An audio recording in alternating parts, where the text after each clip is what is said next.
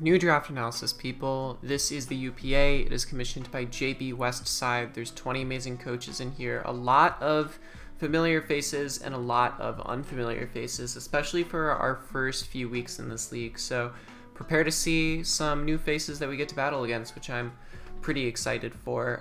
We are drafting a very, very, very, very out of my comfort zone team. Definitely the most out of comfort zone team I have had in Wi-Fi thus far, this being my 4th Wi-Fi league now.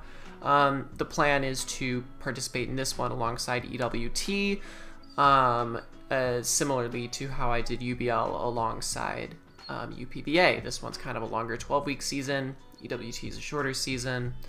And that's kind of the pattern I like. I got one longer season, I got one shorter season, and that's 2 Wi-Fi leagues, and there you go. Good times. So, go into the draft. Like, as always, I'm just going to do this now on my channel. I'm just going to show you the draft. Here's the draft.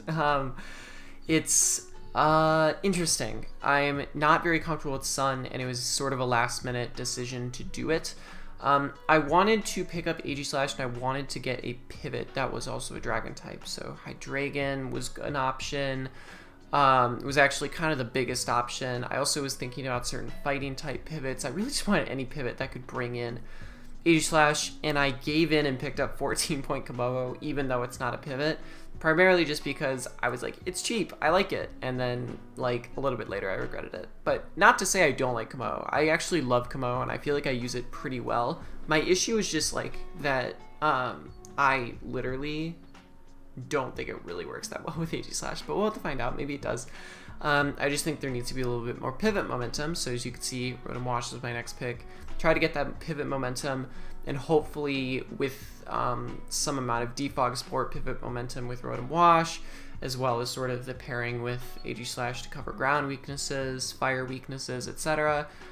can help out. Rotom Wash's single ability is covered by my first 2 picks, and those sort of top 3 I think are pretty good, strong, not singularly offensive threats, but definitely setup threats that are going to force prep in a certain way. The immediate powerhouse threats I drafted were Obstagoon and Venusaur. Venusaur obviously meant to be a significant form of speed control under Sun, but more importantly just an amazing breaker with growth under weather. Obstagoon similarly is on the physical side, the main physical breaker of the team. Definitely able to spam knockoffs, guts, facades, fantastic. Obstagoon I also liked because Parting Shot is sort of an underutilized move that I think could benefit things like Kommo-os and Aegislash in terms of their ability to set up, which I like a lot. Crobat's our main form of hazard removal and hazard control. Obviously I can do the same with like Magic Bounce Espeon and Defog Rotom and Rapid Spin, Torkoal, etc. But I drafted Crobat because I liked the option of fast defog, and I liked the ability for it to be a pivoter. And I just found that to be kind of something that I liked, having that sort of elite speed tier and being able to kind of break grasses, which is something that even though I have like Venusaur, I wanted just something that like really broke grasses right away that didn't require any kind of setup, because things like Torkoal, Venusaur, I might want to preserve those in the back for later during a game. I needed a fairy. Last minute fairy decision was Alcremie. I know absolutely nothing about Alcremie, so we're going to find out together.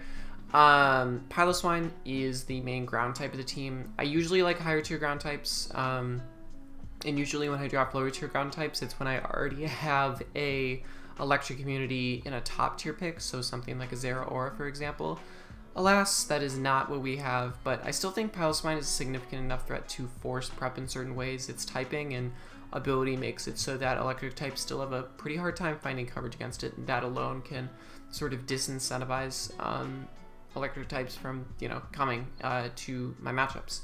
On top of that, second ground and Trapinch, it was kind of throwaway 2-point pick, but ultimately I did sort of like it. I like the ability to be able to trap certain things like ground types that could, not ground types, steel types that could threaten things like Aegislash or Venusaur, for example, or Crobat, that generally speaking, would otherwise be able to wall those things. Trapinch is just an additional threat there, not to mention like first impression. I kind of like for threats like Alakazam, Azelf, my sort of, I have 2 poison types that are super psychic weak. I have a Kommo-os that's kind of psychic weak, so being able to first impression psychic spam. You can't first impression an Azelf, but you can first impression Alakazam. Boop. So Charizard was kind of a throwaway pick. I like Espeon on this team a ton, but both of those two are kind of meant to be other special breakers if Venusaur is meant to be more in a cleaning position, and I don't like Specs Aegislash in a given matchup.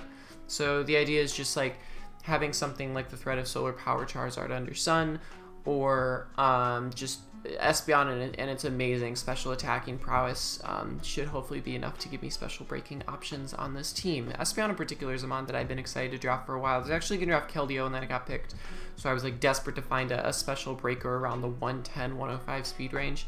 Espeon was the only one left on the board, but I wasn't too upset by it because one, it was 7 points, which is absurdly cheap, but two, it just like hits ridiculously hard, and the things that it doesn't hit super hard are like steel types and maybe dark types. Those are things that trap bench pressures, but it's also things that I think a lot of my team pressures. Like steel types really want to come in against, you know, Aegislash potentially if they think I'm not running close combat, or El Creamy, I can hit them with a Mystical Fire, or Venusaur, I can hit them with an Earth Power or a Weather Ball. I don't know, I just feel like steel types are super, super pressured on my team, not to mention the mons that just have naturally super effective coverage against them, like Kommo-os, Torkoal, Charizard, even things like Crobat, which bait out steel types and I can like super fang them, for example, all help Espeon in the long run. So I think Espeon's a super underrated special breaker that is honestly, if I like were ever to tier something, I would always put it like 10 or 9 points minimum, but it was 7 points here, so I took it. That's the team. That's basically it. Short draft analysis. Hope you enjoy this team. Like I said, totally out of my comfort zone. I've never drafted Weather in Draft League before. In like my Draft League tutorial videos, people have always been like, I want to do one on Weather, or I want you to do one on Weather. And I've just never felt comfortable doing it because I've never actually gotten to try it myself. So I don't feel like I have the expertise to speak on it. So hopefully by the end of this season, I will have a better grasp of a type of building and niche and play style that I never really knew about before. So very cool, trying new things, how fun, very nice. Hopefully you like the team. Definitely weird, definitely a little bit different, but I think it's going to be a lot of fun. I think this draft genuinely looks like a lot of fun to build with. Just a ton of fun threats, and every single mon just looks exciting to bring. So see you all in week 1.